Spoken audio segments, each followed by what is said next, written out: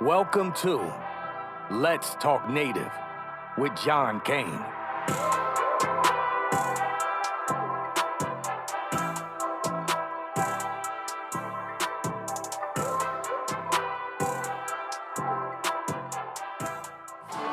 There you go. I'm John Kane, and this is Let's Talk Native.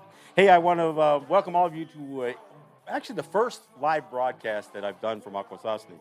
I've had plenty of people on my show, but I've never done a broadcast here from Akwesasne. So pardon a little bit of, we may have a glitch or two along the way. It's not my home turf, so we got a few technical challenges, but all should go well. Joining me is Tekarontake, who many of you, if you've watched my program before, have seen him as a guest on my show. We are here at Akwesasne, and the plan is to talk about a proposed land claim settlement for an area that is somewhere in the neighborhood of 14,000 acres that a group, and I'll explain who that group is, calling themselves the Tri-Council, are proposing as a settlement, unbeknownst to many people in this community and almost no one in any of the other Mohawk communities or throughout the Confederacy. And that therein lies a problem, because these land deals are not something that one community gets to settle. They aren't something that one nation really gets to settle. These are supposed to be issues that should be taken up at the Confederacy level, involving all 6 nations. And so there's many problems with what's being proposed here. So let me first start by explaining who the parties are. And it must be understood that the parties don't have the history or the identity that a true Mohawk person can claim. I mean, we're talking about band councils and tribal councils. And in this case, we're talking about the MCA, the Mohawk Council of Akwesasne, which is the band council that represents, even though I don't necessarily recognize the border, they do. They recognize the Canadian side of what is considered Akwesasne. And then the Tribal Council, which is the St. Regis Mohawk tribe. The third party, and I would say the party that is really being used by the other two, is the Mohawk Nation Council of Chiefs, or otherwise known as the Mohawk Nation Longhouse. Not to be confused with the Great Law Longhouse that also exists in Akwesasne. But I can't throw everybody that is a part of this Mohawk Nation Longhouse under a bus, because I think it's select people who are trying to make this deal. But as we'll discuss as we go on, the problem is there aren't enough people opposing them that claim to be a part of that Longhouse. And as we've said many times on the show, silence is consent. And we're really doing this show to get enough information out there so people will step up. I'm also going to do a broadcast of this topic on my show, my radio show in New York City and Washington, D.C., which is the Resistance Radio Show. For those of you who follow the work that I do on radio, you know I may have mentioned it last week to some extent. But it's important that people understand what's going on here and who is making this deal, and the fact that many people, almost no one, knows the full extent of what they're trying to propose. So we got to kind of get into what the history has been. And this is a pretty shaky history across the board. There's always been the position of the Confederacy, essentially, that land claims should be managed at the Confederacy level. The problem is that almost no one has done that. There have been land claims proposed or forwarded by the Oneidas, by the Cayugas, and even the Onondagas, who are one of the loudest voices suggesting that land claims need to be done through Grand Council. They too have initiated their own land claims proposals. And the land claims in of themselves isn't the problem, it's the settlement of them. Because at the end of the day, a land claim settlement is a land sale. And there's no other way to look at it. And in fact, most of these settlements, part of the settlement arrangement is to extinguish any future claim to the lands that are the subject of the land claims in the first place. So this is about extinguishing a claim. On my show in New York, I talked about, for many people in New York and Washington, D.C., they understand the idea of gentrification. They know that this is the process of moving people out of a neighborhood, usually through the private sector, people buying up properties and moving people who are oppressed, oftentimes people of color, out of a neighborhood by investing money into those lands. And so this gentrification is a way of moving people off lands. But what's not often recognized is the fact that we have experienced the original gentrification, both through the Removal Act and the removal policies of the United States, forcing us off our lands, not by speculators, but at gunpoint, by armies, by governments, not by, again, not by land speculators. So what we know is the removal period of the U.S. history was clearly intent on removing us from our lands, but so are land claims. And I think it's important that people realize that the settlement of a land claim is by design and by definition, the extinguishing of those claims. So what they're really trying to do is basically buy the land once again. And most of these land claims are usually based on illegal purchases in the first place. And there's any number of ways to define these things, the illegality of these deals. There's their own laws that they have to break to do most of this stuff. So it's real easy to characterize what these things are. But I also have to mention, when we talk about land claims, we aren't the ones making the land claims. It's they who are claiming our land. They know it's our land. That's why they're trying to offer settlements. I mean, so the issue is clear that the land is ours. It's they who are making the claim and trying to do everything in their power, and they have lots of it, to make sure that they can take our land and remove our interest in that land. And we look at history, and we know, coming to the place we are today, there is nothing more valuable than our land. We know that by definition, our entire identity is tied to the land that we reside on. It's a part of what defines us. It's a part of literally how we talk to each other. How we when we say Gunjagahaga, we mean the people of the land of Flint. We mean, Paul, any other. I mean, we know that the Oneidas, for instance, Onyota Aga. It's always the people of a place, and we describe that land. So the land is a part of our identity. And without the land, we have to question who we are. But I'll tell you the other thing that raises the question is these guys who are these band councils and tribal councils. Because those very entities are created not by us. They're created by Canada. They're created by the United States or New York State. In the United States, the United States claims there's only one federally recognized Mohawk entity in the United States. That's what they claim. And of course, it's true only to the extent that what they mean by federal recognition. Because look, we know the United States has had to recognize the Mohawk people, the Mohawk Nation. They've had to, because there has been existing mention of us in their history, in treaties that may or may not be just, but they still exist. But the fact of the matter is, they have done everything in their power to erase us and then recast us as a tribal council. Canada's done the same thing. So the Mohawk Council of Akwesasne, that's a fabrication. Both of these things serve nothing more than to be municipalization of our people. So those entities are not us. Those entities are creations of the Canadian and federal government. So you have two parties, that one is essentially an arm of Canada, one is an arm of the United States, using particular members of these of the Mohawk Nation Council to forward this deal, and they call it a tri-council. But the other thing I have to talk when I talk about these tribal councils and band councils, they don't represent a people. They represent who they claim to be their members, and by members I mean names on a list. Maybe names that they've given a card, an ID card that says MCA on it or St. Regis Mohawk Tribe on it. But that's not to say, I mean, I steered clear of using the word citizen all the time, especially when we're talking about our, because it's like Paul, you've made it real clear. We are a people. We aren't citizens of the Mohawk Nation. All of these words that we see and that we hear used are not our words. It's not just because it's English, it's what those English words mean. So we have to be clear that when we talk about Gunjagahaga or the Mohawk people, we're talking about a people. I mean, again, Gunjagahaga means the people. It doesn't mean the nation.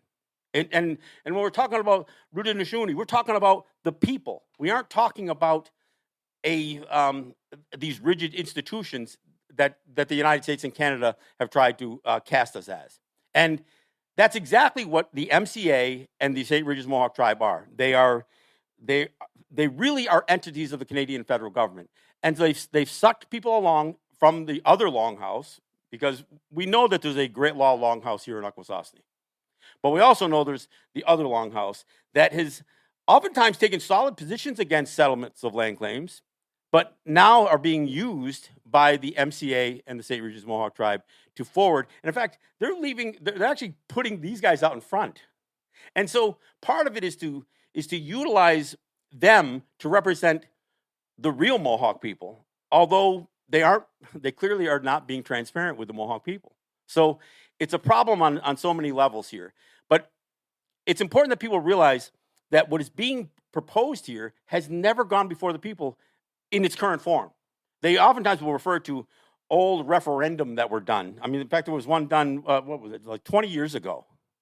And I mean, it's absurd to think that anybody could use a referendum from 20 years ago, knowing that many people have died who may have participated in that referendum. And it wasn't widely participated in the first place. But many people have died, and many people are now adults who weren't able to participate in it 20 years ago. Not only has the demographics shift, but so has the political climate. So has everything in our world has changed in 20 years. We should value land in a completely different way today than perhaps we even did 20 years ago. We know with climate change and migration of people and that are happening all over the world, we know that our lands are going to be held in higher and higher value as time goes on. And it should be held in higher and higher value to us. And what happens with these land claims is you are essentially extinguishing, you are essentially ending your attempt to assert the ownership and the occupation of your own lands. And that's forever. That's for not just us here today. It's not just for our children. It's for our grandchildren. It's forever. It's all future generations will be denied the access and the use of that land. So there's no other way to describe why this is so wrong.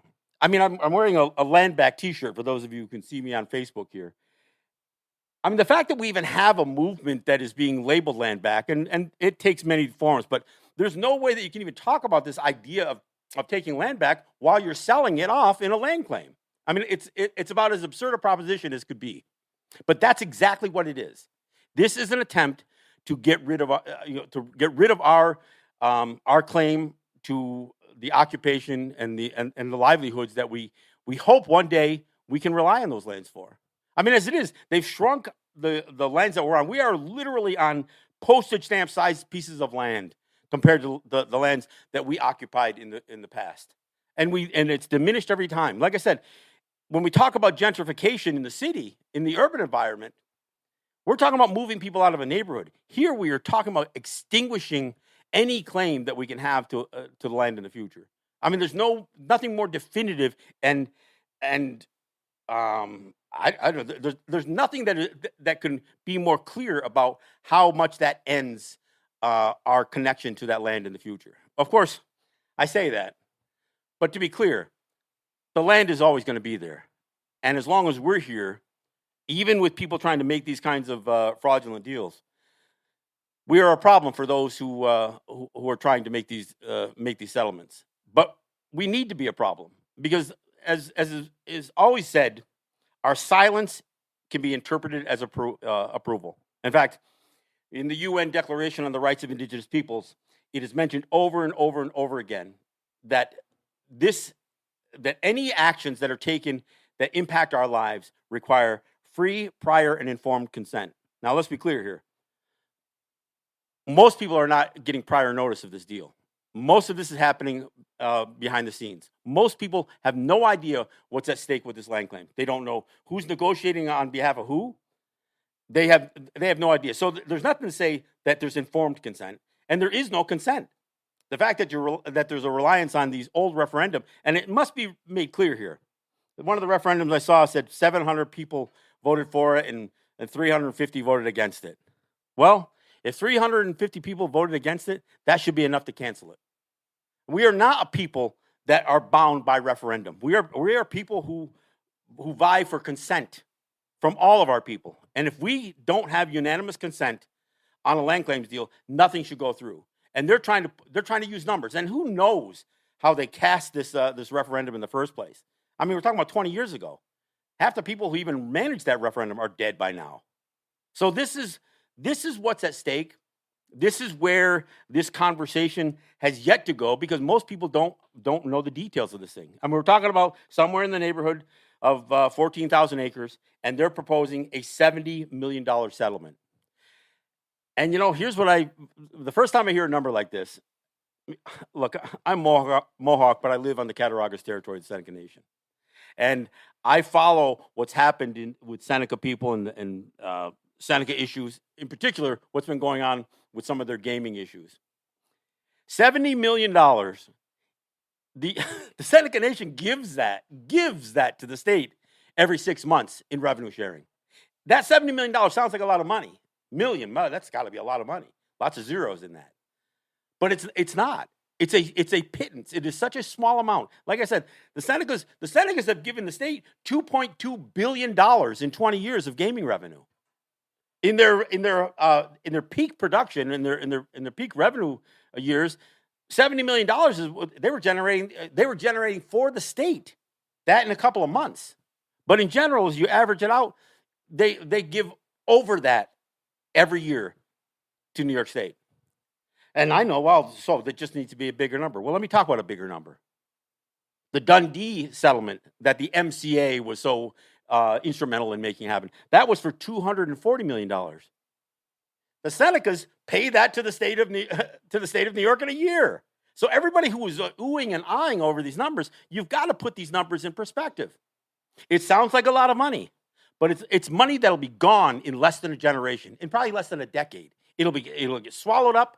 It'll get used in any number of things. In fact, the Dundee suit, the crazy part about that one, most of that money was to be used to buy the land back in the first place. And of course, not the whole amount. So you're actually giving money that is not giving you money for the fact that you've been denied use and access for any number of years. It's the idea that they're gonna throw a big number that sounds good. I also have to remind people that what happens with these deals is the federal government, which, and on this show and other shows I've talked about this so-called trust responsibility. The federal government wants to claim they have our backs, that they're looking out for us, and they aren't. I mean, this idea of a trust responsibility, as I've said many times, it's about treating us as if we're too ignorant, too incompetent, and too untrustworthy to manage our own affairs. That's what it is, and you've seen it if you watched Killers of the Flower Moon, or if you watched read the book, you know that you saw that on full display. Even though it's a film, you saw it on a full display what it's like to be treated as incompetent. Well, that's exactly what we get treated like in everything from gaming to land claims. And in this situation, they don't have our back. They are on the side of the state. They are on the side of all of the other agencies, including on the side of their puppets, the MCA, the Mohawk Council of Akwesasne, and the State Regis Tribe of Mohawks.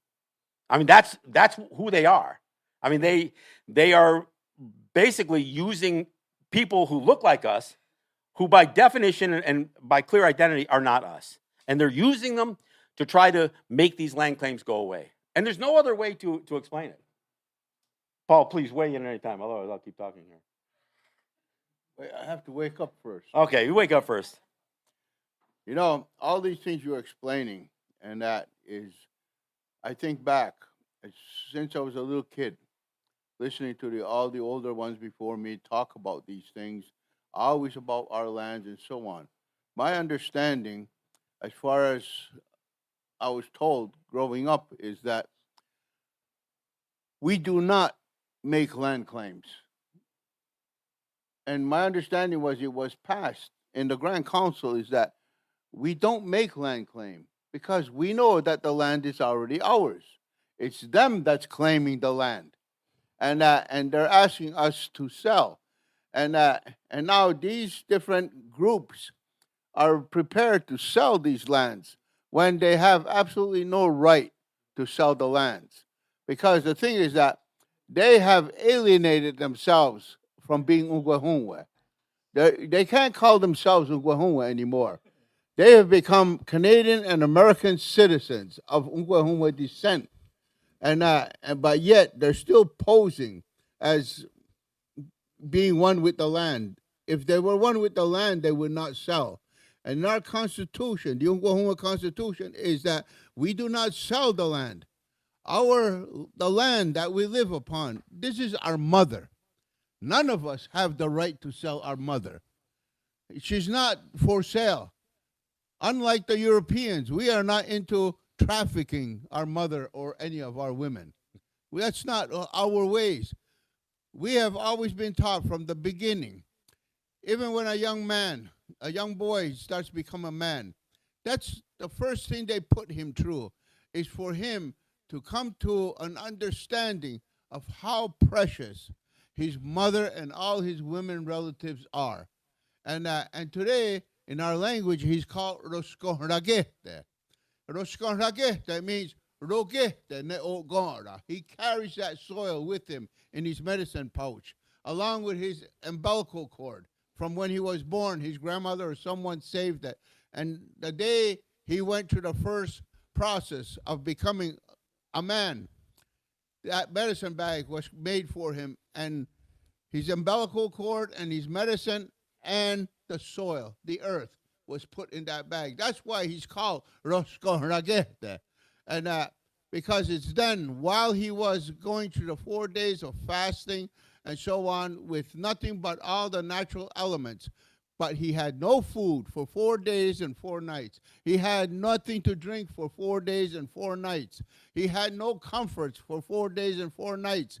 And in that 4 days and 4 nights, he came to understand and appreciate that he had taken for granted his mother and all his women relatives.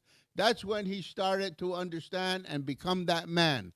And after that, the rest of his time in life, he would be working towards always being truthful and helpful to his people. And that this land, what is his mother, all the women in this land, we call them Gunuhuzagwetniyo. A lot of people misunderstand that. But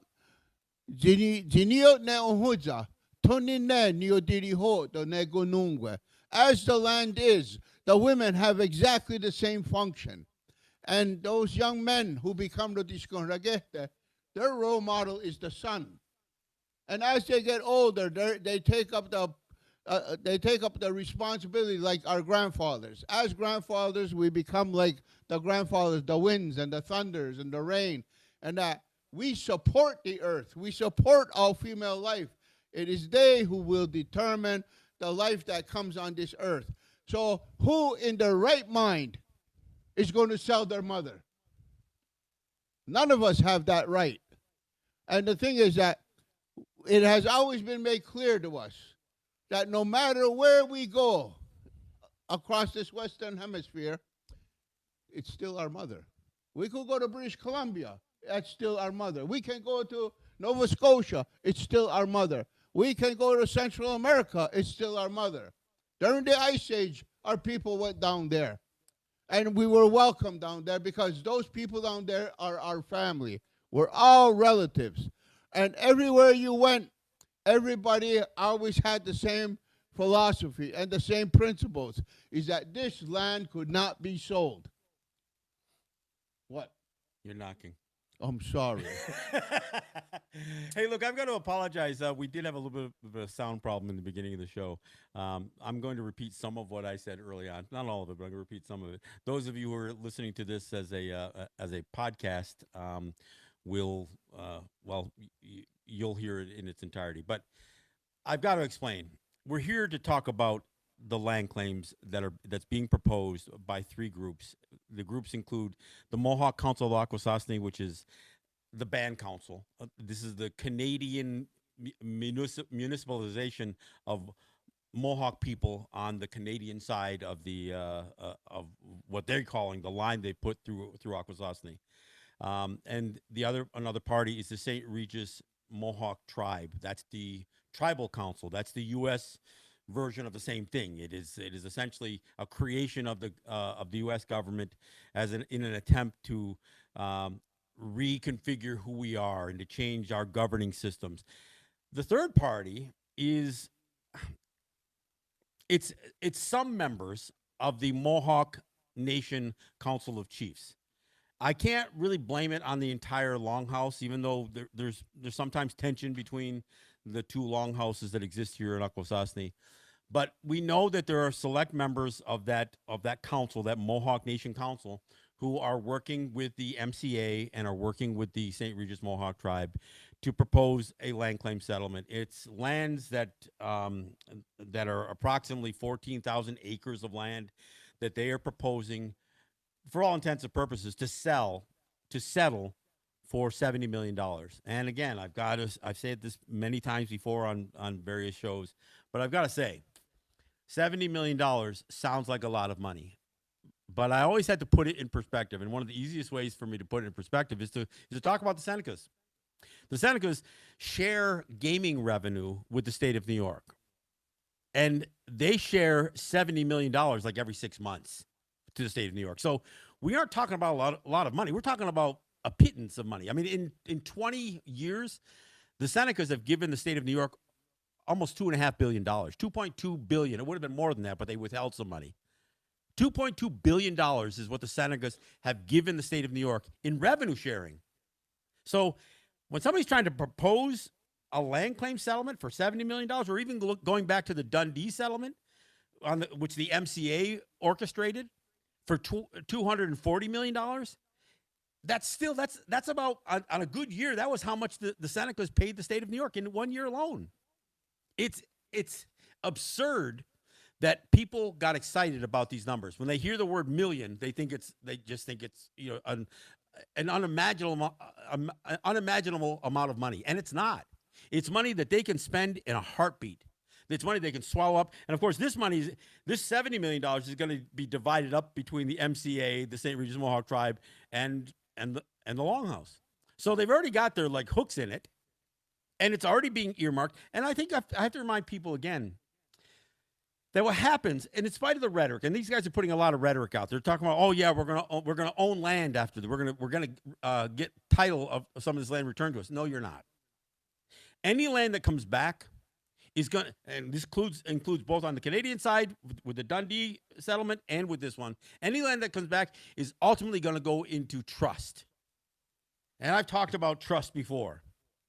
That means that the federal government will hold the land for our use and enjoyment. They will still have authority over that land. Now, they'll claim that it's for our use and enjoyment, but at the end of the day, with a drop of a hat, you have to understand that in the U.S., they believe Congress has absolute authority. They call it plenary powers, absolute authority to do anything they want that affects our lives.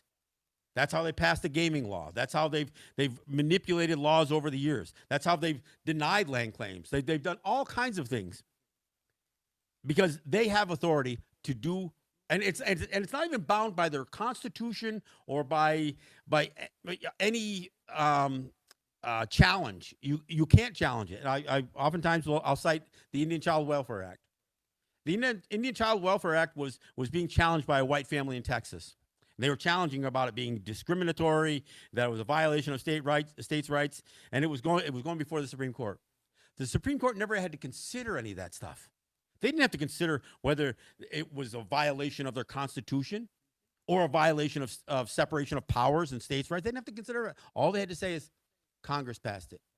And Congress has absolute authority over the affairs of Native people. They get to regulate the metes and bounds of our sovereignty, as they've said over the years. So we have to understand that that's the level of control. So when they suggest they're going to hold our lands for us in trust, I also got to remind people what that means. That means that we're deemed too incompetent, too ignorant, and too untrustworthy to hold the title to our own lands. That's what it means. That's why they are the trustee. That's why they hold the land for us. Because we are still being considered, since the early 1800s, like that they've managed to diminish us to the point where they deem us as wards of the state. Now, if you don't believe that, then you're not understanding what a trust means. But here's the other thing that's worse about it. They don't even consider themselves bound by what is normal trust law. They don't have to consider us as the primary concern when it comes to any of their trust responsibilities. They still get to consider the national interest first. So we get treated as if we come second to their interest. And that's what we see in land claims. We see it over and over in land claims because they continue to make these deals that do not serve our best interest. They do just the opposite. You know, I once But go ahead. they don't consider us as people. Understand that. We are not considered as people. That's why in the United States, we are put under the Department of the Interior.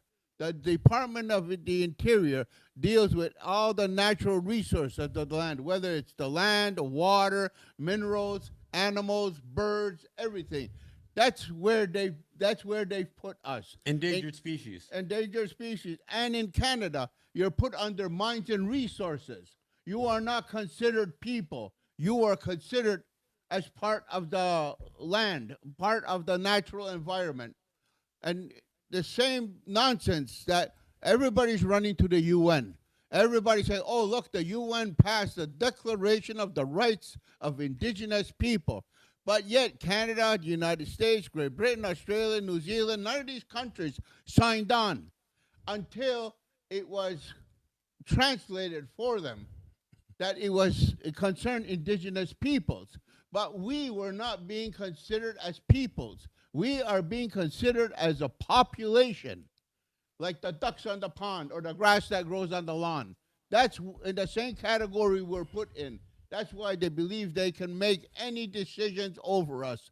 And the thing is, we have never relinquished who we are. And that this same land that is being talked about to be sold has been sold how many times? And every time illegally, I might add. That's right. Yeah. Every time illegally. And again, like now they're saying, well, we're going to buy off you 14,000 acres. But the thing is, back in 1796, 1797, 9 million acres were sold here in the United States, in New York State, Vermont, all the way down to Massachusetts. 9 million acres of Kayonkehaga homeland was sold by individuals who had absolutely no right, no authority to do such a thing because that was not part of who we are. We do not sell the land because we don't own the land. We are of the land. We are part of the land, just like the water, just like the minerals, just like the animals. We were all put here by creation. It's our birthright. It's not privileges. These people today, they're talking, it's about acquiring more privilege. But the thing is, what is being prepared for our children? What is being prepared for our grandchildren? My wife and I now, we're getting up there in age. And all we can think of every morning when we're talking and having our coffee and that is how fearful we are for our children and our grandchildren.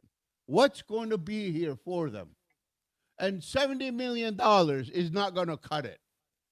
That's nothing. I mean, some of the people in this room have $70 million.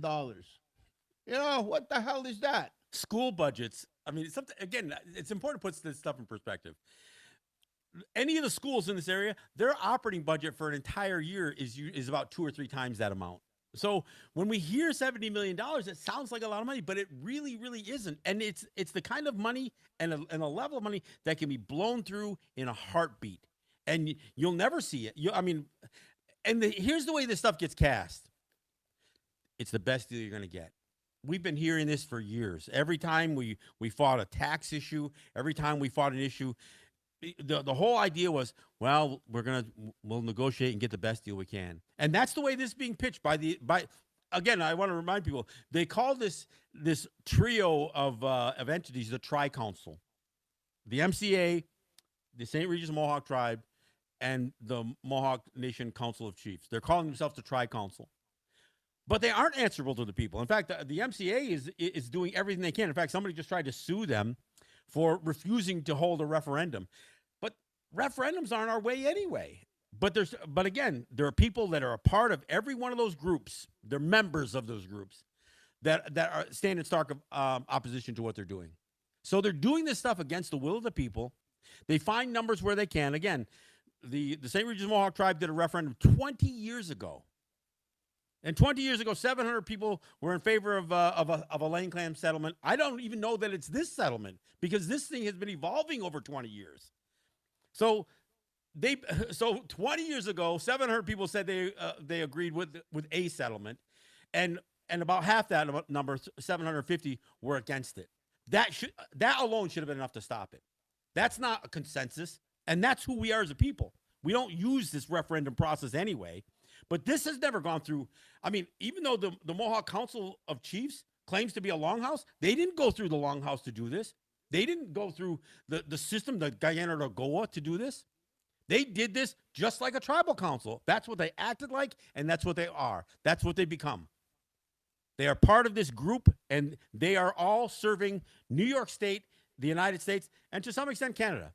And it's all an attempt to reduce us to essentially a municipality. Look, I've heard people say all the time, well, are you kind of a nation within a nation, or are you included in what they call the system of federalism? You know what federalism is? Federalism is where they have a hierarchy of governance.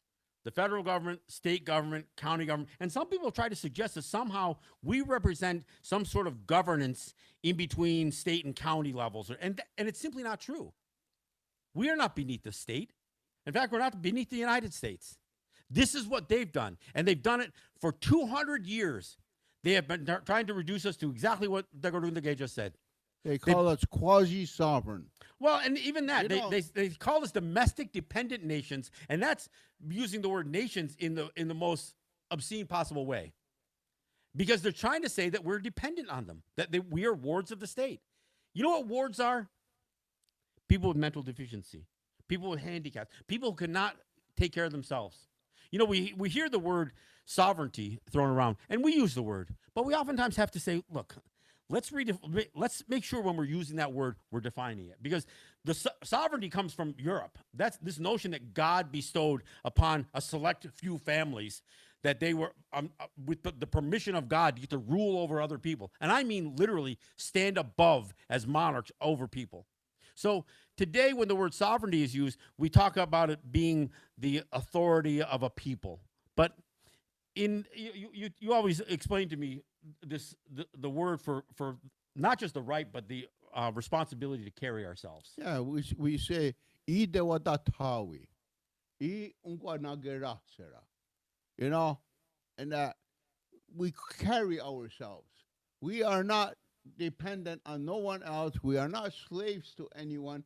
That we are a free people, and the thing is that there are no free people in the United States. Even though they say we're free, they're not free.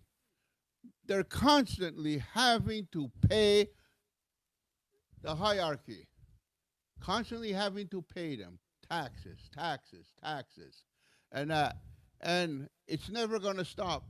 They're never going to own anything. They only have use of things, and you only can use these things if you pay for it. Even to have a car, you got to pay the taxes on the car. To be able to drive the car, you have to get a license, and you have to pay property taxes on everything you own.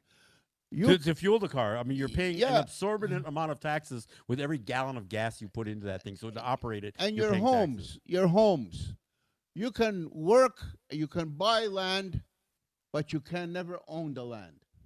They say, oh, you have a title, a deed, but no, you have that as long as you pay.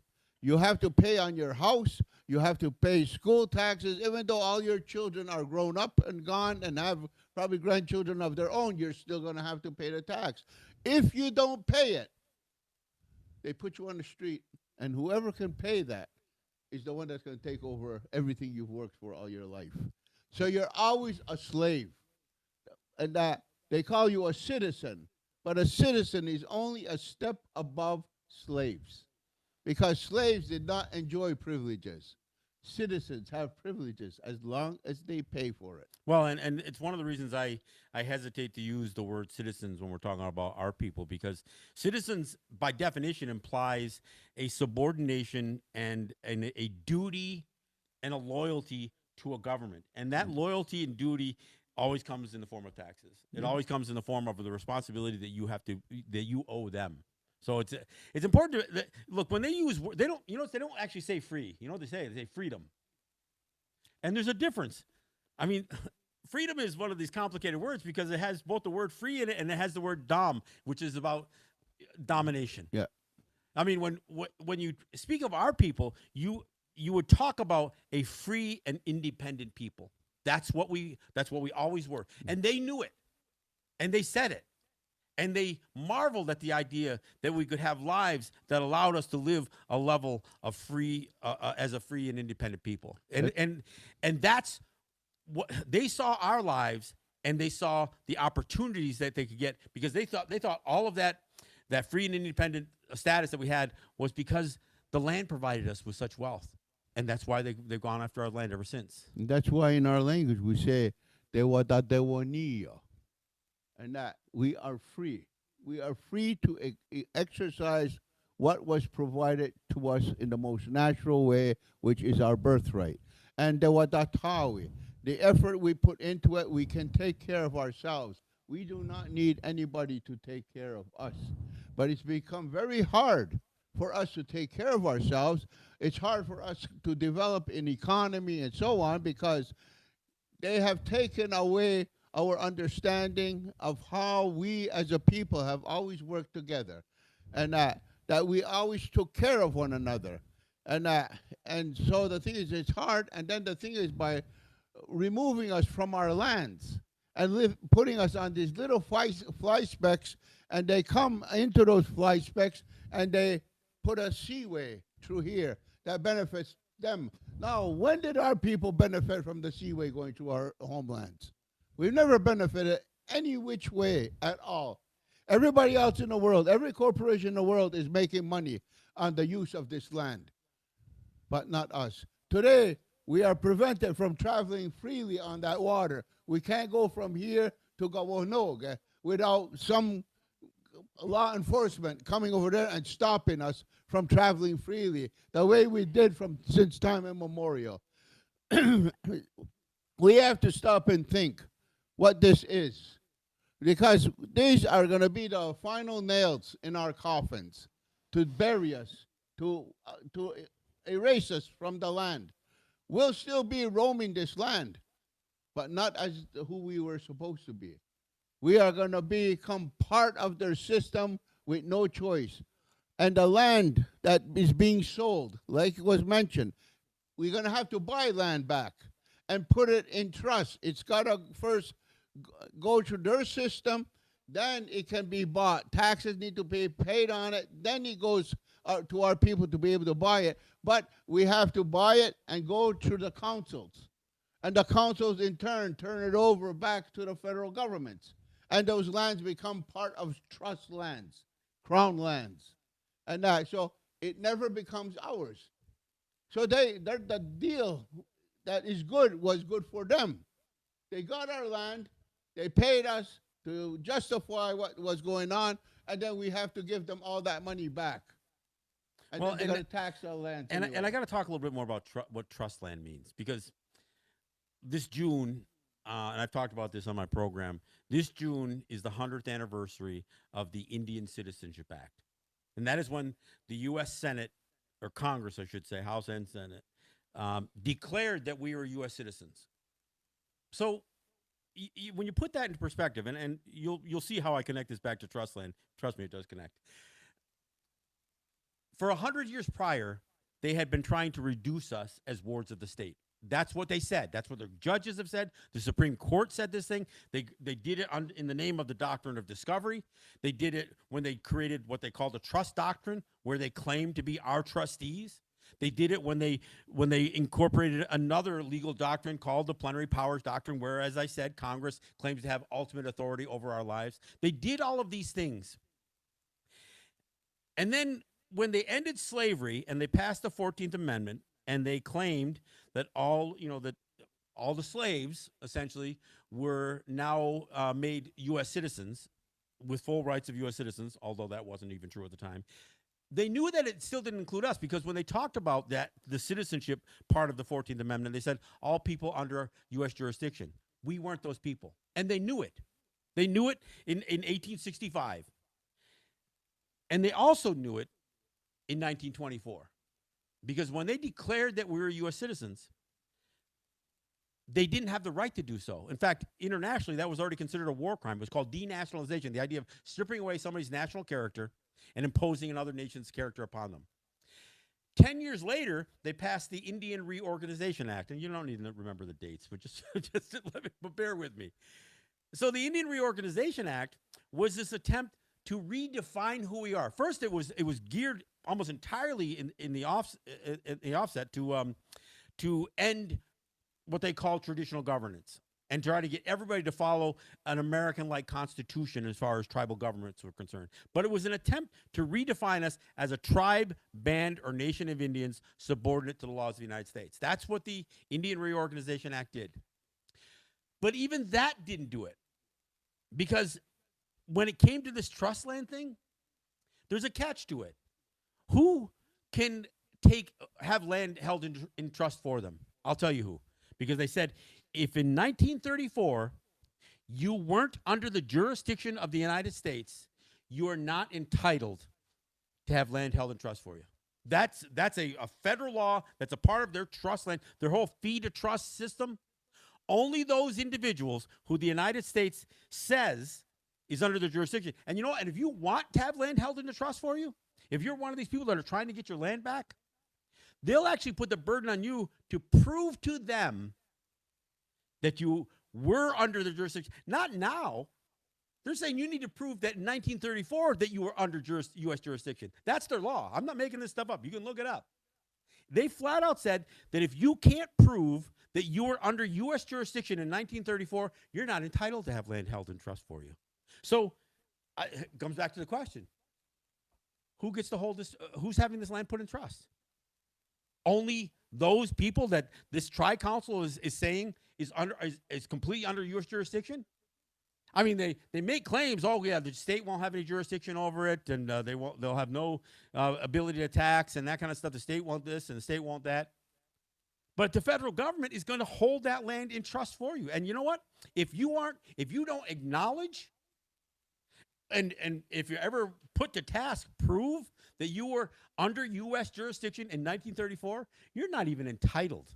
You're not even entitled to have land held in trust for you. So I think it's really important that people understand that when they say trust, there's a lot that's hidden in the meaning of that whole so-called trust relationship.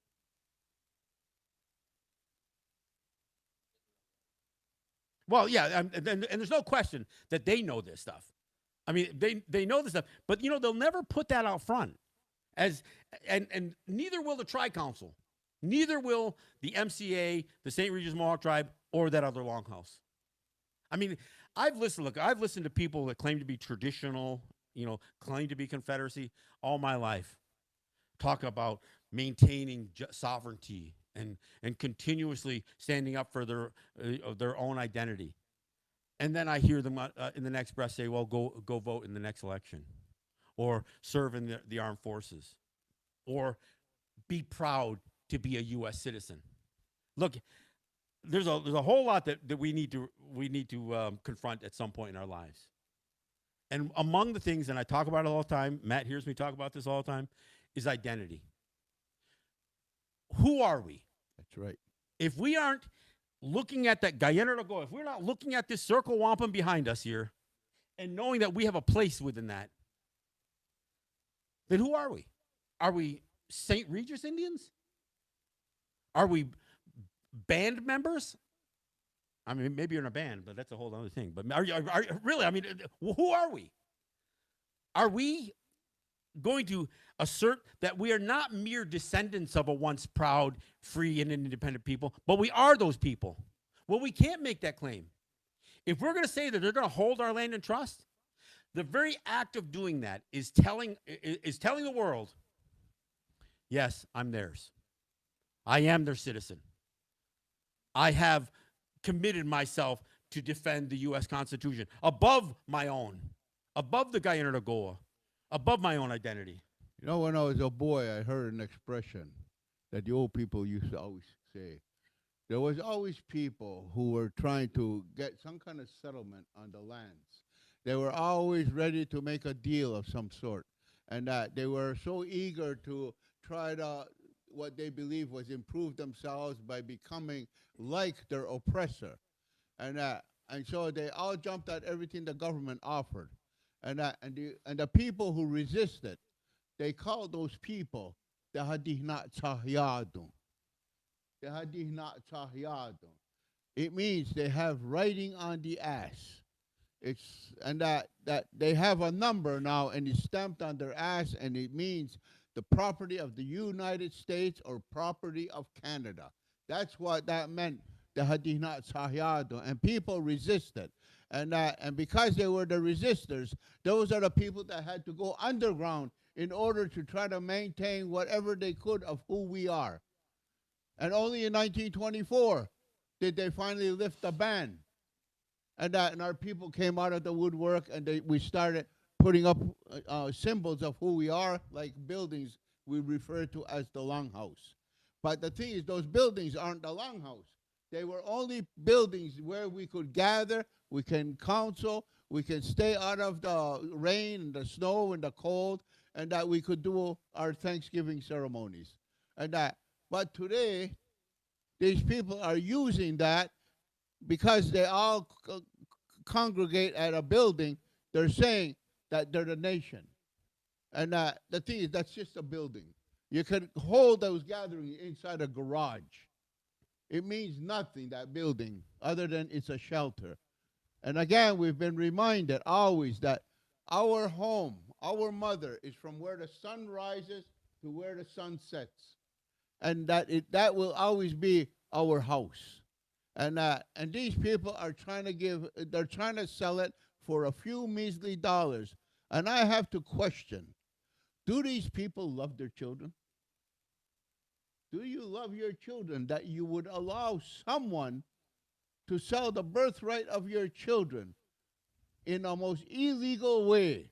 Even by their laws, it's illegal. By international law, it's illegal. By our own ways, this is illegal. In every constitution in the world, it's illegal.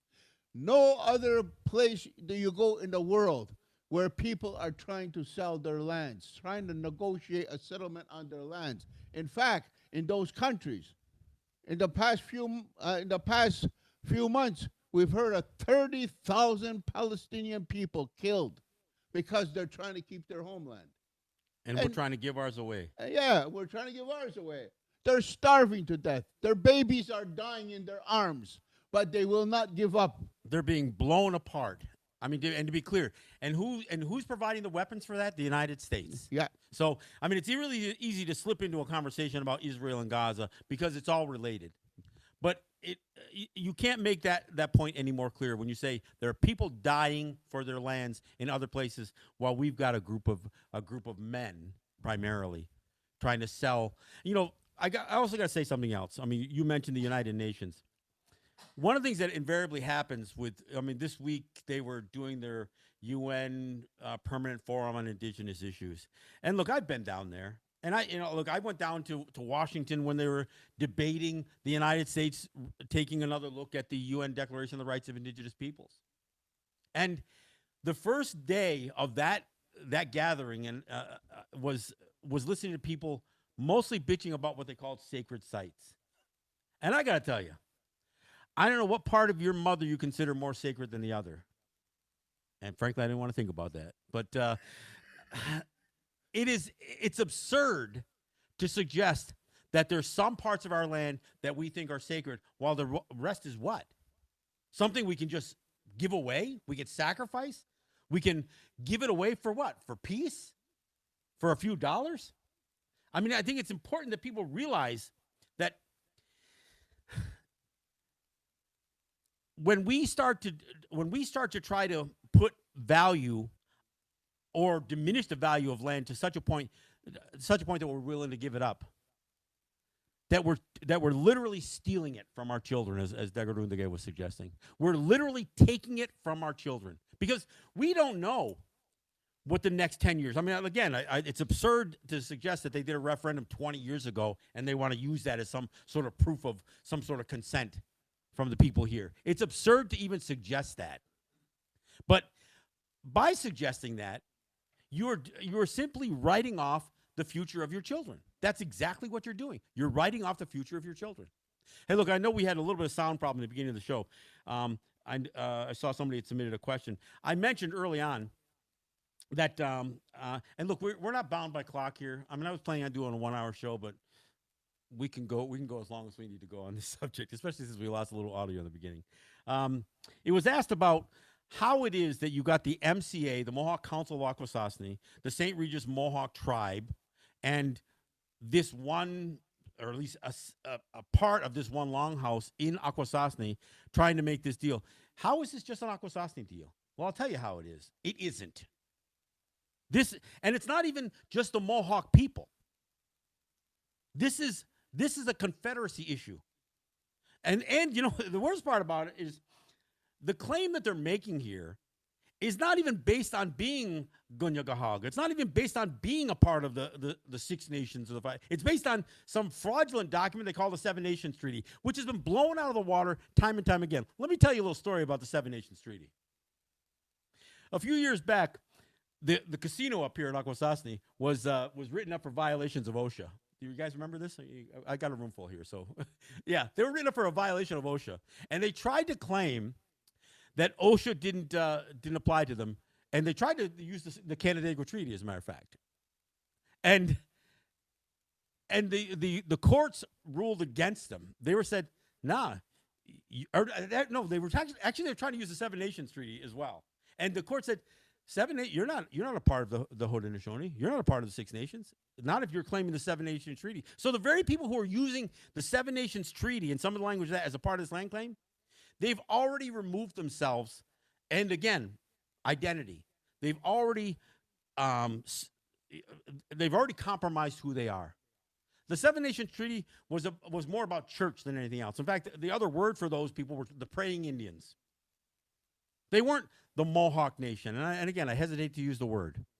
But again, I got to say, we're talking about this today so everybody becomes somewhat aware that there's a pending settlement here. I mean, on May 8th, they're going to submit all of the approvals, especially the ones that they're claiming they've gotten from their own people, which is bullshit. And they're going to submit it to the other parties, which include the New York Power Authority. Why is there a power authority involved? Your guess is as good as ours. But they're going to submit this to New York State, to the 2 counties, and to the federal government. And they're going to say, look, we got all our ducks in a row. We got all the permissions from our people. No, you don't. And they're going to do it with the claim that they somehow, this tri-council, has the authority to represent the Mohawk Nation. So there are other Mohawk communities. And they're scattered across, much of our homelands here. So it's really, really important that people realize that there are many Mohawk people who have no idea what these people are doing. It's not just an Akwesasne deal. It's not just a Haudenosaunee deal as well. The thing is that our mother goes from the Atlantic to the Pacific. It goes to the north, and it goes to the southern part of the Western Hemisphere. All Ongwehongwe have the right to intervene and say that this cannot be. It's just like in BC. We have every right to step up to the plate and tell the people in BC who are trying to make land settlements out there is that they have no right to do this. We can go to Mi'kmaq country and approach the people who want to make land deal and tell them they have no right to sell this land. It's not theirs. It is not their private property. We are of the land. And everywhere you go, we always refer to the people in accordance with the land. We call ourselves Ganyakehaga, but we are just the Ongwehongwe that lives in the land known as Ganyake. We're Ongwehongwe. And that's why when we refer to other peoples of this, the original peoples of this land, we always call them Ongwehongwe as well. Sometimes we'll say, Tigungwe Sherade. We refer to them the same way as we refer to ourselves. And that we call them we call them Ochata Aga. All this because of the characteristics of the land. that our cultures and so on was based on our environment, how we sustained ourselves and so on. But we're all Ungwehunwe. We're all Ungwehunwe. I don't care if you want to call yourself a Cree or Ojibwe, Dene or whatever. We're all Ungwehunwe. And even in their languages, they have the same translations. When you say Anishinaabe, it's the same as saying Ungwehunwe. You say Dene, it's the same thing as saying Ungwehunwe. You say Lakota, it's the same way as saying Ungwehunwe. We all refer to each other, ourselves, in that way. And so when we talk about this land and the deal that somebody, a small segment, has the right to sell our lands, because this has to be stopped. Because if it's allowed to happen, it's going to be used as a cookie cutter to all the Ungwehunwe across this hemisphere. Well, and look, this is something that Ungwehunwe, across Turtle Island have experienced. And it's been dealt with in different ways. But if you sit here and you think, I mean, who remembers when the Lakota agreed to get paid for the Black Hills? Nobody remembers, because it didn't happen. Because when they were offered money, they rejected it. They would rather maintain the dispute over the land than to sell it off. So they're taking the stand that these guys, this tri-council, is refusing to do. These guys are going to surrender land. I have to sometimes cite the Seneca situation again. I live out in Cattaraugus, so I'm familiar with some of what they've gone through.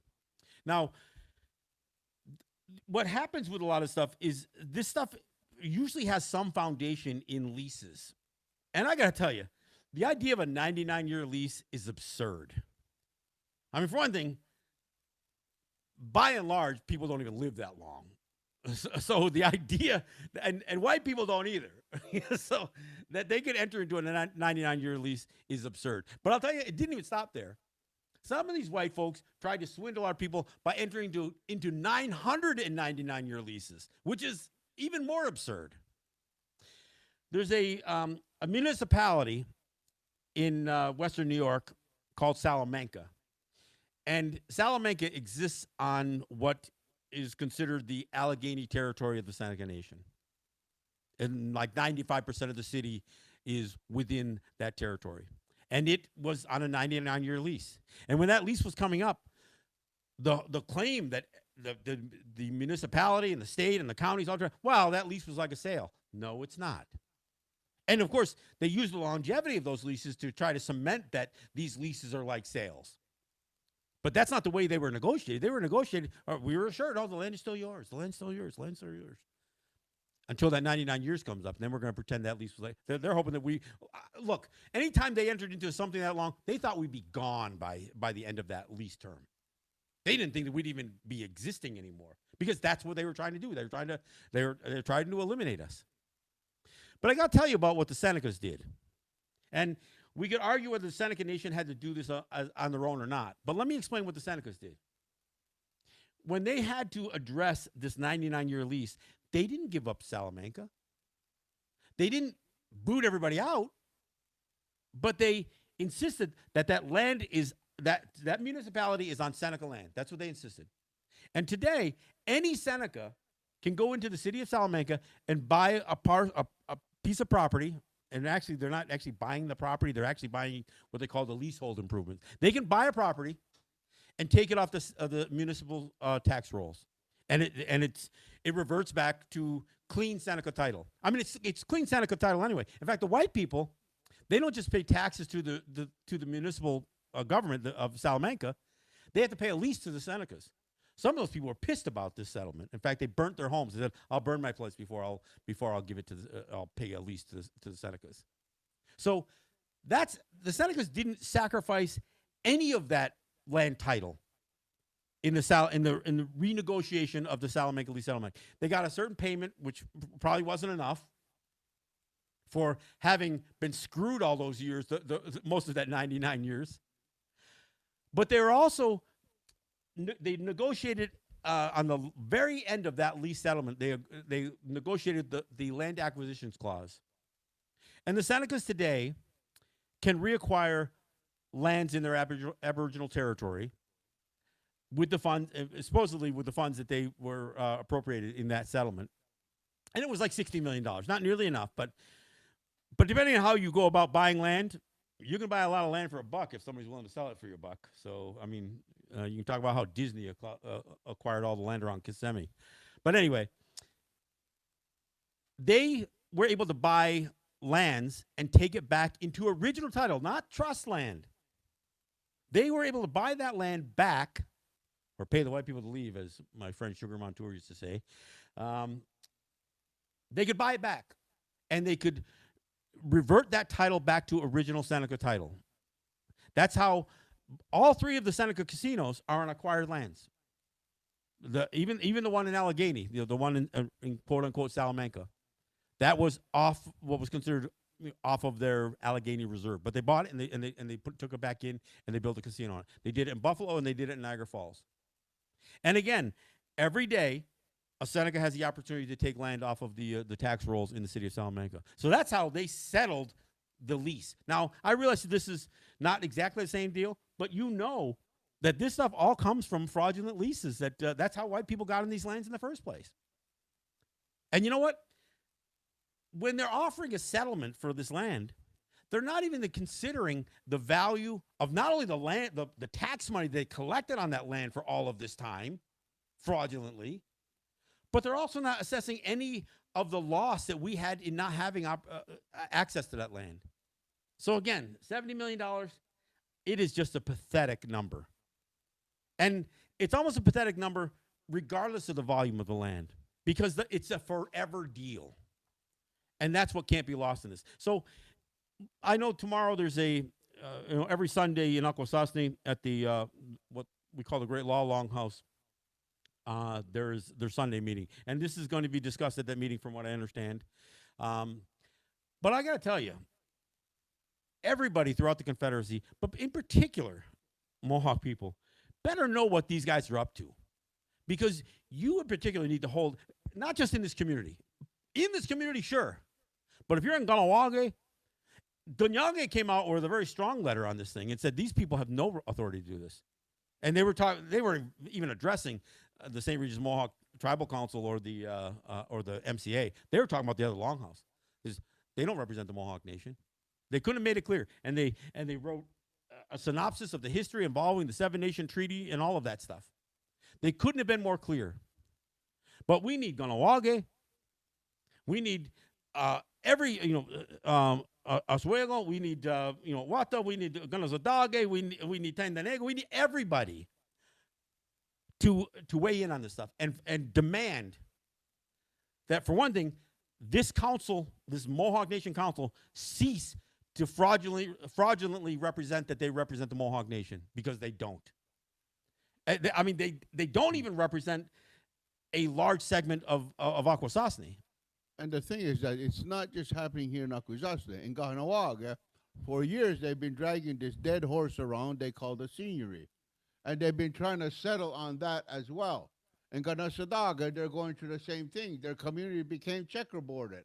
And no different than what happened to people down in the Southwest with the Dawes Act. And how their communities, how they lost their lands. And nobody even stops to think of how did the Menominees and Winnebagos lose their lands. This is all the same thing. It's the same program for all of our peoples. And that's why it's important to get all of our peoples on board to put a stop to these traders who are giving away. They're not even selling it. They're giving it away. Because like you mentioned, the amount of dollars they're talking about is nothing. They print dollars every day, and it's worthless. You know, and here these people think that, oh, we're going to live well. For how long? Never. That's I mean, right. it's never going to result in enough money to do anything of any consequence. It is such a small amount of money. I mean, and we're not saying this because they need to up the ante. We're not saying put more money up. No. We're saying it's wrong in any way. But the fact that they're offering such a small amount is, I mean, we should view it as the slap in the face that it really is. We should really be perfectly clear that what they're doing is, I think that's you. Not me. I got mine on silence. Yeah, it is me. Paul, your ass is ringing. We told everybody here to silence their phone, and except for the guy sitting beside me, apparently. No, I did. It's on. Look. No, you can only hear it right now. I'm only kidding. Yes, just so people know, this is streaming live on Facebook as a video. After the stream, it stays on Facebook as a video. But I'm taking the audio, which isn't going to have the glitch we experienced on the video. I'm going to take the audio and I'm going to post it up as a podcast. For those who, and I know I've got new listeners paying attention to this because of the issue. I do a radio show in New York City called Resistance Radio. It airs in New York City on Thursdays and in Washington, D.C. on Fridays. I'm going to cover this issue in this week's show as well. I take the audio from that show and from what I do here, and I put it up as podcasts. So if you ask your smart speaker, or if you search Google or whatever for "Let's Talk Native with John Kane" podcast, you will be directed to whatever podcast platform that you can hear the show. It'll get posted today. So it'll go up as a podcast. Now I'm also going to take this video. I'm going to try to fix what we screwed up in the beginning. I'm going to take this video and I'm going to post it on YouTube. For what? Well, no, we just didn't plug the audio in properly. So that's, again, this isn't normally how and where I do this show. So I'll ask for forgiveness, I guess, for whatever glitch we had. But the audio from this show will be available, and I'm going to do more shows on this. Part of the thing is we wanted to do this show just based on the evidence that I had a chance to read that's from the Tri-Council. We're not in any way, shape, or form trying to represent a position of the Longhouse here in Akwesasne. They have yet to weigh in, well, they have historically, but on this settlement, the Longhouse, the Great Law Longhouse, has not passed a resolution yet. So we're not trying to represent the Longhouse in advance of their reaching some resolution. But we wanted people to know this. And there is a meeting tomorrow at 10 o'clock at the Longhouse, as I understand. So if you're in the area, you should come, because you're going to hear the people who've done the research. There was a number of people who gathered all of this information, and they provided it to me. They put it in a bit of a summary. In fact, this collection of the information was even sent down to Grand Council. And look, I wish we had a Confederacy Council that was functioning properly, and we don't. But we still have attempted to use that system over and over and over again. I know, Tekarontake, you and I have been down there more times than we care to think about, and you've been going there long before I was. And many people from here have been down there. And the problem is, there's so many ways the so-called Grand Council manages to avoid doing what they're supposed to do. But this was submitted to Grand Council last month, and part of the issue was to ask Grand Council if they ever authorized the Longhouse that's claiming to be the Mohawk Nation Longhouse, the Mohawk Nation Council of Chiefs, if they've authorized them to pursue land claims. And they said, no, we haven't. They are not authorized. So Grand Council didn't pass a clear-cut resolution, but they answered that question. And answering that question alone suggests that it suggests that they know something is unlawful or illegal underfoot here. So that's why people need to know what's happening. And look, you have the opportunity to respond. I've got a little wristband here, and you can't see it, but it says, use your voice and change the world. And it sounds like a trite expression. But the significance of that statement is that if you remain silent, then you are consenting to what they're doing to you. So everybody who, look, whether you know anything about this or not, and if you don't know about it, it's on you to find out about this stuff. So I'm telling everybody who's listening to the show, pursue through whatever means you can to find out what they're doing here. And speak up and be heard. And if being heard isn't enough, then we've got to figure out the next action. And I'm not suggesting what it can be. You can use your imagination. But we have been through this kind of thing before. We've had illegal governments that have tried to represent us and do terrible things to our communities, to our children, and to our future. And we can't keep allowing to happen. Again, we talked about the UN Declaration of the Rights of Indigenous Peoples. I'm not a fan. It's not a panacea. It doesn't do anything that it's supposed to do. In fact, the United States, Canada, Australia, New Zealand voted against it. Against it. They didn't even, they didn't abstain from the vote. They voted against it. Why? Because they want to remain in stark violation. Now, Canada, they're trying to alter the whole declaration and say they're adopting it into their law. No, they aren't. They're changing that notion of free, prior, and informed consent, and they're trying to change it to consultation. Consultation is not consent. Consultation is claiming to allow you a seat at the table to listen to what they're deciding about you. And if you remain silent, and frankly, even if you don't remain silent, they're going to do whatever the hell they feel like doing. Why? Because they believe they have the authority and the power to do so. And the more silent we remain, the more we allow them to continue to do it, the more they're going to continue to do it. That's the bottom line. So first off, you have to be informed. You cannot cannot just sit on the sidelines on this thing. Tekarontake, you explained to me many years ago about why we stir the ashes in our ceremonies. And if I get this wrong, the way you explained it to me is that there's almost a twofold part of that. Part of it is we want to make sure that those embers that have gone silent or dormant have a chance to shine. They have a chance to breathe the air and illuminate. And again, Matt always talks about the spark. So we want to let those embers that have gone quiet to be energized and to be livened up. But I'll tell you, it does something else too. And this is the point that you made clearly to me. It's also to make sure that those that sit on the sidelines and choose to remain dark while things are going on, only to bitch about it later, that they're not allowed to do that. We stir those ashes to involve people, but also to not let people to skate and to avoid a commitment or a responsibility. People are always quick to talk about, oh, my rights, my rights, my rights. This isn't about rights. This isn't about land rights. It's not really about land claims. It's about responsibility. Yep.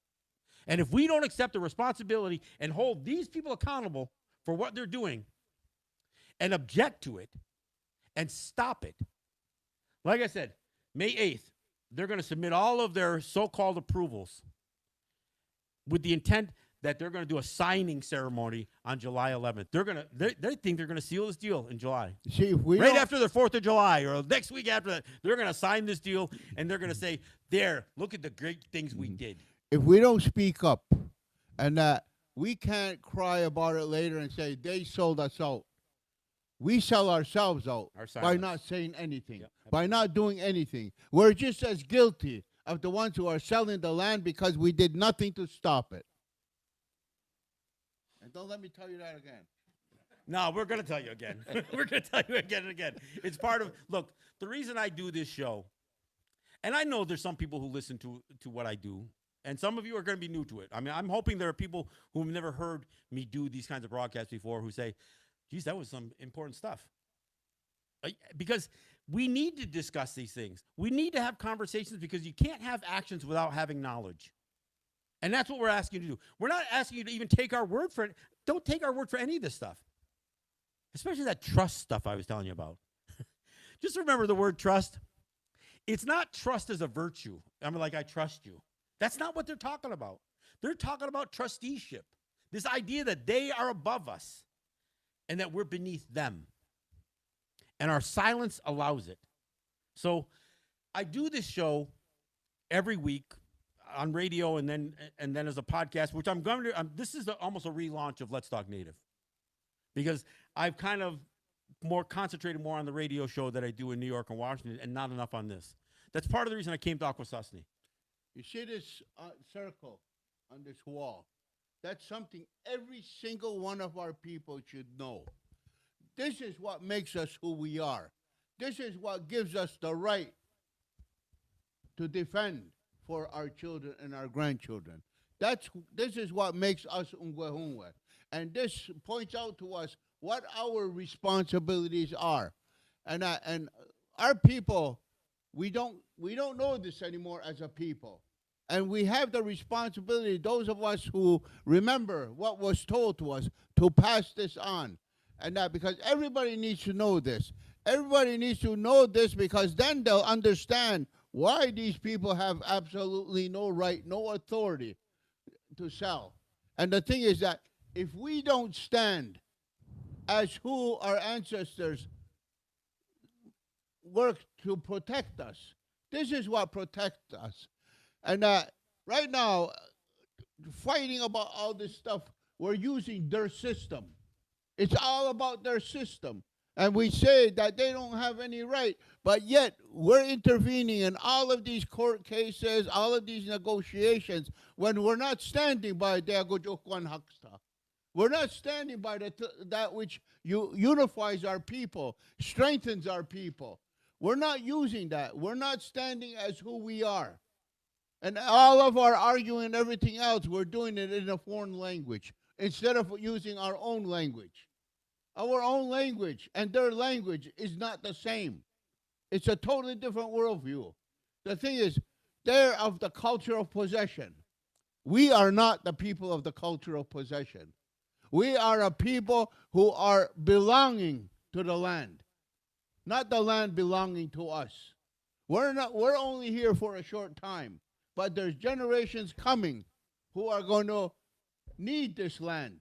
They're going to need the opportunity to enjoy their birthright. I got to put a cotton ball here or something. I've always got. Paul has been doing my show with me for years, and invariably he starts to pound on the table. He gets excited, so I don't know. Yeah, if you ever see Paul on my show and he's wearing big fluffy mittens, you'll know why. All right, look, I mean, a couple of things. As I said, I do this show so people can think and perhaps apply what we call critical thinking.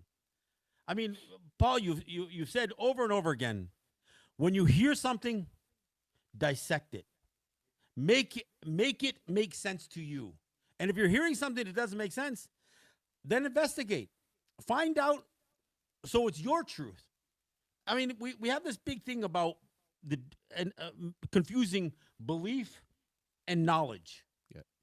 Belief is what you're told. Belief is what the churches are based on. Knowledge is what you experience. The best any of us can do as teachers and educators is bring you to a place where you can realize your own knowledge. So I've got to give a shout out to the People's Voice.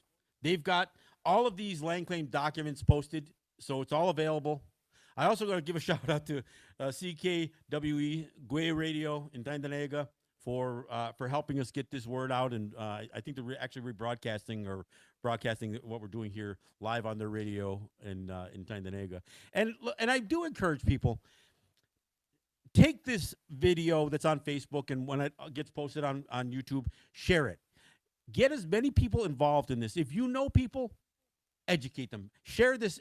Share what we're talking about here, and encourage people to find these documents. See what's being done. Because if you don't have the information, it doesn't mean that that you're not gonna get screwed in the long run. I mean, it's like what you hear the old story when an elder asks one of these religious guys, "If I didn't know anything about your heaven and hell and your Jesus and your God, if I never heard this, would I still burn in hell for not believing it?" And they said, "No." Then what the hell did you tell me for? So, I mean, nothing's going to change if you put your head in the sand. And that's kind of what we're saying here. Okay, we're encouraging people to make it their business to know. Never mind going by this yaga. Today we become a yaga society because yaga means yagawa, that they had said. But we didn't see it with our eyes. We didn't hear it with our own ears. We didn't experience any of this thing. So we're taking it that what they told us is the way it is. That's a rumor. That's gossip. And in our ways, in that circle, it tells us not to listen to rumors and gossip, but to find out what is the truth. It's the truth you have to go by, not to be misled, not to have faith that somebody's telling you what's right. The thing is, no, find out what is the truth. No, the ne yori hui. Okay, I'm banging the table again. You don't have to bring it up. Just stop. Yeah. No, I mean, it is. Look, if you're hearing these words here said today on this program, and words that have been said in in past shows or in future shows, you don't have to take our words for it. That's right. You can check the stuff out yourself. Find out what's been happening. Learn what really happens in these so-called land claims. Learn what trust land really means. Understand what you're surrendering and who you're surrendering. That it's your own future. It's your own children. Look, we live in a strange world right now. I mean, some of us have, the years are starting to tick up. But I'll tell you, in our lifetime, there's things that we've seen that show where things are going. Everything from climate change to political unrest in the United States. I mean, we've seen the United States become more and more dysfunctional. The more they crash, the more their systems crash, the more vulnerable we become if we don't step up and defend ourselves and defend our, who we are, our identities. And our identities are not the Mohawk Council of Akwesasne. They aren't the St. Regis Mohawk tribe. I don't know what a St. Regis Indian is. Apparently, it has something to do with praying. I mean, it's a praying Indian. From heaven. It's from heaven. But I got to tell you, if you have served in the U.S. or Canadian Armed Forces, or if you have family members that have, and you are very, very proud of that, yet you won't step on this, then shame on you. If you are going to demonstrate your loyalty or even risk your life to defend the United States or Canada, and you won't step up on this, then shame on you.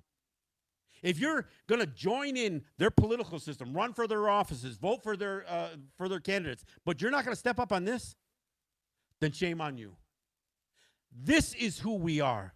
The land is who we are. All that other stuff, it's MCA. It's St. Regis Tribal Council. It's these other things that have crept in. Yes, including the Code of Handsome Lake. Because that's just another church.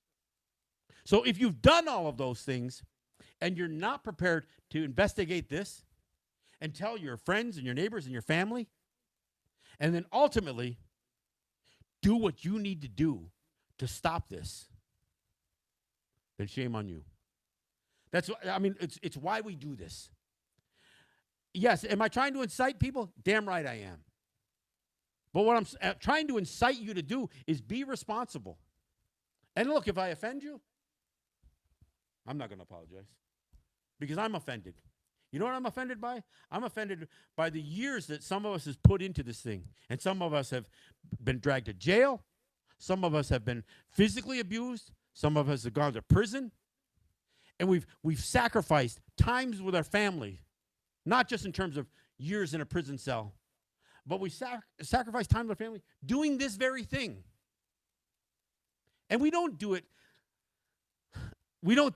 for fame and glory. Look, I am by no means a viral sensation. We are talking about hundreds, maybe 1,000 or so people that generally hear the show. And I shout again out to CKWE. You guys have helped me over the years attract listeners. But you know what?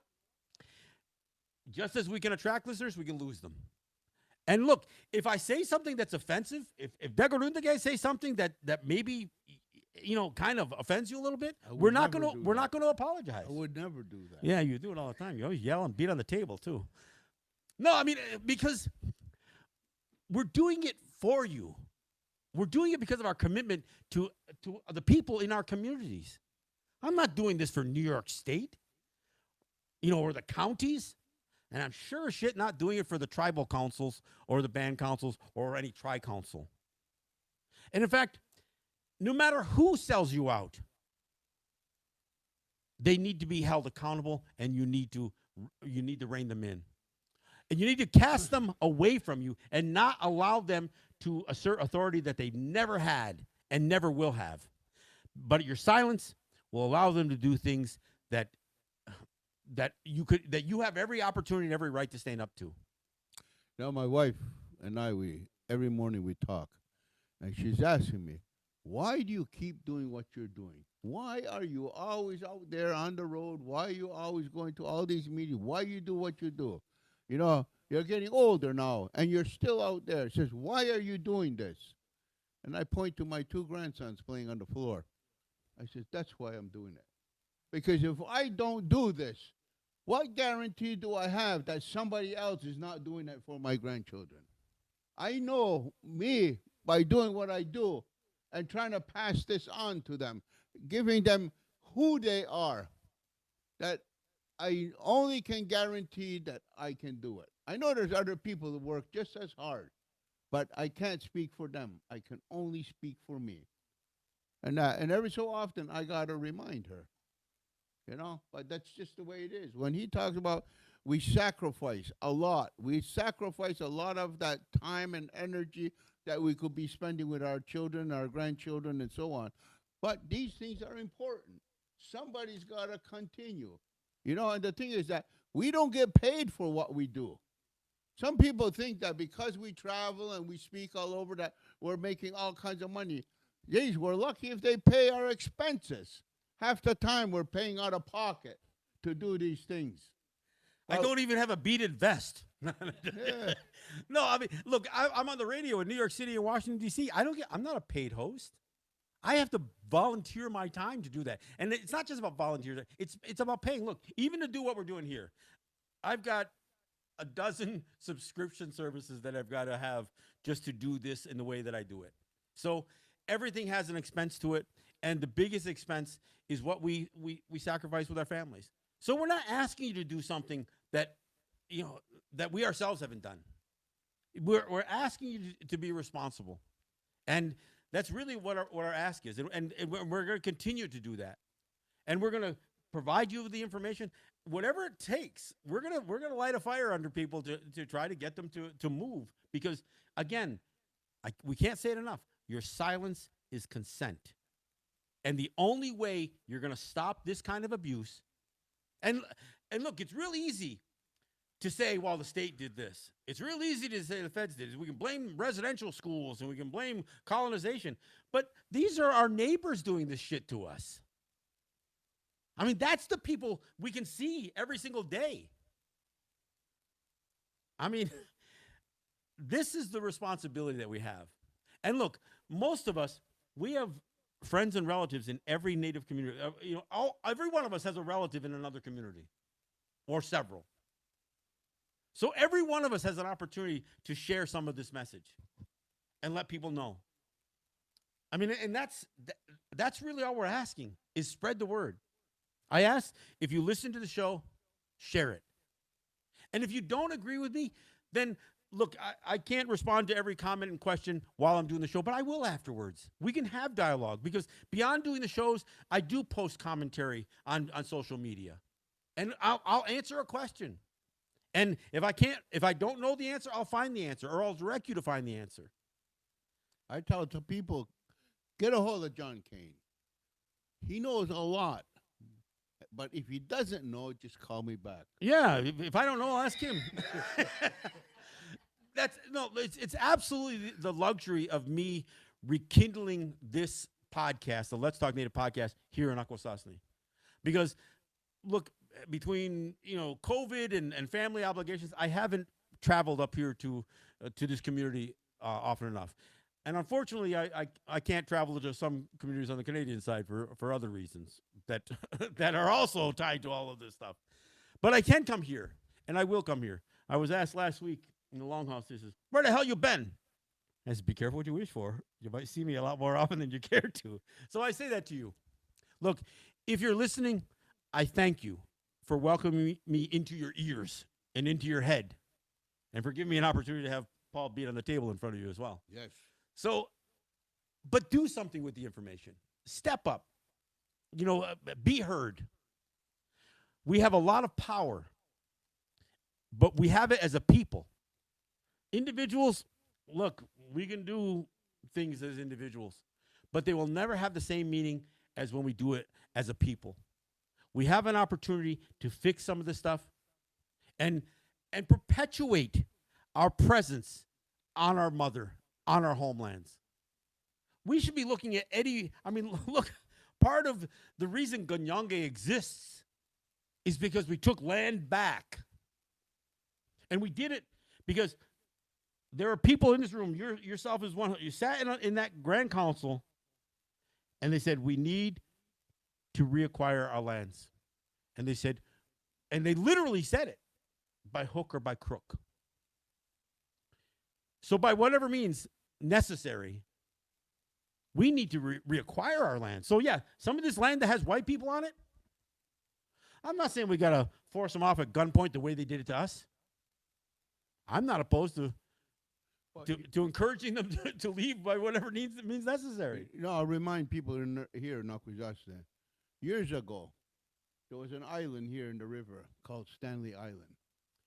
And the call went out for people to come and to take that island back. And many of us came. And we finally got all the white people off that island. You know, something was, you know, it kind of got a little bit crazy when just us young guys were on that island, like when we were that guy's age. And but we got those white people off that island. And after we got them all off, and then the bank council turned around and they leased the land right back out or whatever they did. You know, all the sacrifice the people made, and these same idiots sold or leased those islands back out. And they had never had the right to do it. They did not rid that island of the infestation. We did. We, the people, did it. And by some estimations, 70% of the native population lives out of our communities. So they live in the cities, they live in these places because we don't have the land base to support our own people. And I don't mean just a place to have a home, because we have to earn livings on this land. It's not enough to just have a trailer park on our territories. We have to have land that we can have lives on.